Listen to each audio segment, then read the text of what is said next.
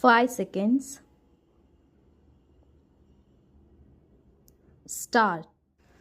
As to the medical testimony, it is of a different quality entirely. It is what is known as opinion testimony. Very often, medical testimony is of great aid in a case. Very often, it is of no assistance whatever. Where you have two sides in a case, you have doctors on both sides. If you have 7 sides to a case, you would probably find doctors on all sides and you would probably have different views from the doctors on each side. However, doctors are supposed to be men who are better able to judge of such matters than we are. You will have give their testimony full consideration and make up your mind whether it will be of any assistance to you.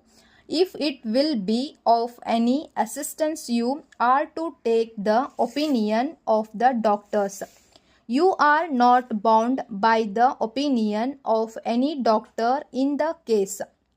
You are to consider their opinions for what you think they are worth and say which one is worth the most to you and which one the least, and say how they impressed you on the stand and make up your mind as to the weight you will give their testimony.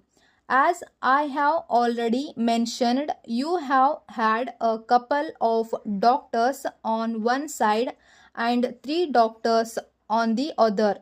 In some particulars they agreed and in others they disagreed. You will consider their testimony and make up your mind as to where the truth lies as to the extent of the plaintiff's injuries. In considering the question of his injuries, you have a right to bring your knowledge of human nature into play, your common sense.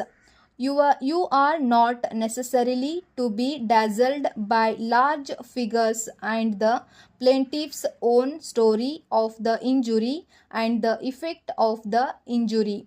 It may strike you that it would be in accordance with human nature for a person claiming damages to put his side of the story of the injury as strongly as possible. Perhaps that is not a blamable thing because it is a natural thing to do. It may strike you that it is natural to do that. If you think that such a natural human instinct has played a part in this case and that Mr. Smith imagines he is very much worse hurt than he really is, or if you think there is any exaggeration of his injuries, you have the right to discount the extent of the exaggeration or imagination as you may in the use of your good sense think proper. However, it may be that it impresses you the other way and you believe that the injuries are just as he detailed them. I leave it entirely to you. As to the accident, it is a clear question of fact. Did it occur as the plaintiff says it occurred and as his numerous witnesses say it occurred, or did it occur as the drivers say it occurred? You must make up your mind as to that. If you believe that occurred as the plaintiff says it occurred, then you must make up your mind as to the extent of the damages. If you decide to give the plaintiff a verdict, if you think there was negligence on the part of the defendant's driver and there was no negligence on the part of the plaintiff, it will be for you to say how much your verdict will be. In such an event, he is entitled to recover for his pain and suffering to start with. I cannot give you any exact standard as to that aspect. To say that reasonable compensation is the standard you are to take based on the real facts as proven to exist.